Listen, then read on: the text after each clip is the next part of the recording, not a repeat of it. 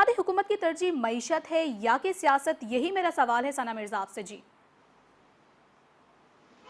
सना, बड़ा मुश्किल सवाल है। उसकी वजह ये है कि इकोनॉमी शायद एक ऐसा मसला है जो कि जब से ये गवर्नमेंट आई है उसको विरसे में मिला है। खान साहब के जो दावे थे और उनके जो प्रोफेसर्स उनके दाए बाए इकोनॉमी पे उनको दर्स देते थे, वो तो बुरी तरह नाकाम हुए। तकरीबन 3 से ज्यादा वजीर खजाना बदल चुके हैं पिछले 2-3 सालों में, लेकिन मेरा ख्याल है कोई नतीजा नहीं निकला। और सबसे बड़ा मसला ये है कि हमारे यहाँ इस वक्त सिर्फ सियासत हो रही है, मईशत के ऊपर कोई बात नहीं हो रही है। आज भी वजीरिस्तान में एक पुलिस का जो स्टेशन था उसके ऊपर 50 से ज्यादा अस्करियत पसंद जो थे उन्होंने हल्ला बोल दिया और वहां से असलहा गोला बारूद लेके भी वो रफू चक्कर हो गए, लेकिन पूछने वाला कोई नहीं था। तो सिक्योरिटी पॉलिसी दूर की बात है, इकोनॉमिक पॉलिसी का तो कोई वजूद ही नहीं है। हम इस वक्त सिर्फ पॉलिटिक्स कर रहे हैं और वो भी बकौल मीर साहब के डर्टी पॉलिटिक्स कर रहे हैं।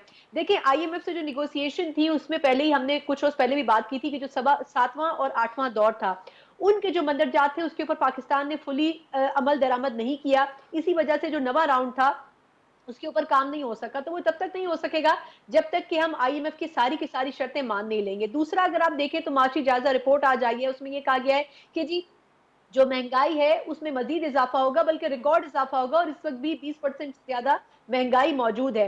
अब आईएमएफ हमसे ये मजीद डिमांड कर रहा है कि वो 65 अरब रुपए भी आपने अगले 2 माह में वसूल करने हैं जो कि आपने छोड़ दिए थे फ्यूल प्राइस एडजस्टमेंट की बद में बिजली के बिलों में। अब आप अंदाजा लगाएं कि अगर वो 65 अरब रुपए भी अवाम के ऊपर डालेंगे तो अब अवाम का क्या हाल रहेगा, जो कि पहले ही इंतहाई महंगाई के नीचे दब चुके हैं। लेकिन अब इशू ये है कि हमारे पास कोई सोल्यूशन नहीं है।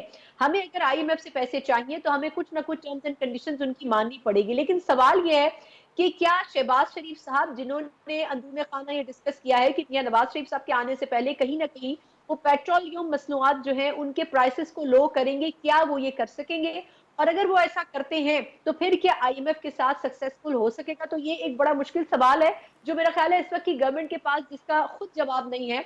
और अगर वो इस चीज का जवाब नहीं दे सकते या वो इस मसले को नहीं समझा सकते सागदार साहब के होते हुए, तो फिर शायद मेरे और आप जैसे लोगों के लिए बड़ा मुश्किल होगा इस सिचुएशन को क्लैरिफाई करना।